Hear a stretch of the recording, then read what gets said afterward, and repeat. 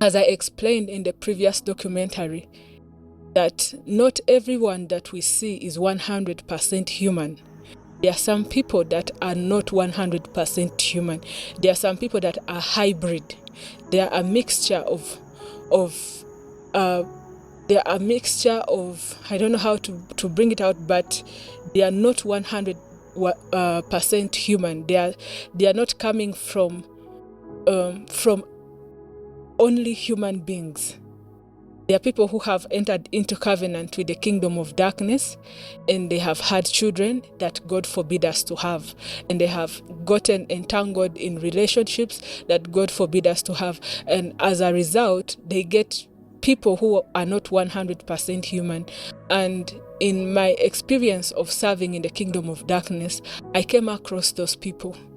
And these people really disorganized my life. That's what I'm going to concentrate on. So after my primary school, I was 11, my mother took me to a single-sex school where she thought that if she took me there, she's somehow protecting me from being disturbed by the opposite sex, and also I would be able to concentrate in my academics.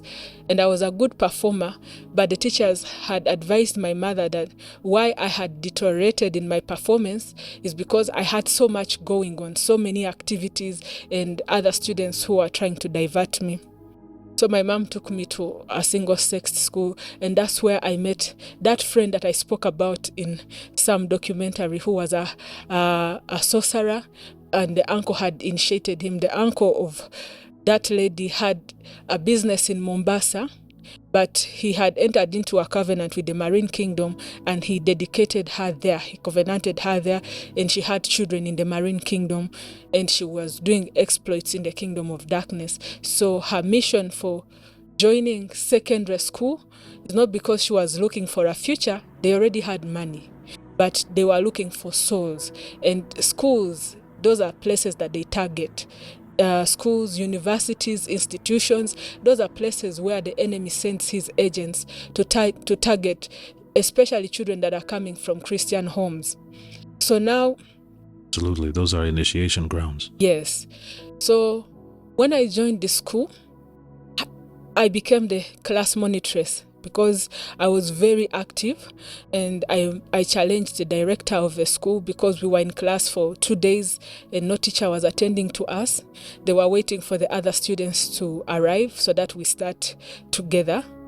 Then when I spoke to the director of the school, I asked him why we are not studying and yet we are in school. And he said that we have to wait for the other students to join. And I told him it's not fair because we've come on time and we are just sitting in class doing nothing. So that's when he appointed me to be in charge and to let him know if we don't have any teacher in our class. And I became a class monitress like that. So among the students that came was a strange student. And this student, when she entered the room, it's like she really concentrated on me. I want to use her name, but because these people are so secretive and the legal implications, they have a common name that they were using. They are siblings. They were all using Muhammad, but let me use Saida. Now, when she entered in my class, the teacher told me to find her where she's going to sit and give her the rules and regulations of the class and everything that she's supposed to do and the timetable as a class monitress. When I went to this girl, she was so beautiful because she was kind of a half caste.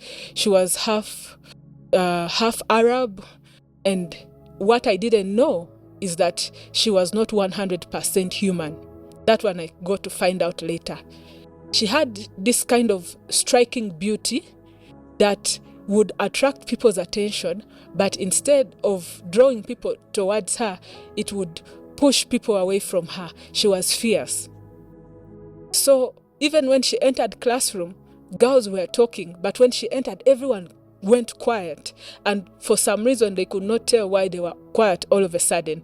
And she had this commanding presence that commands attention. Everybody stops what they are doing and they look at her, and for some reason they are intimidated, but they don't know why.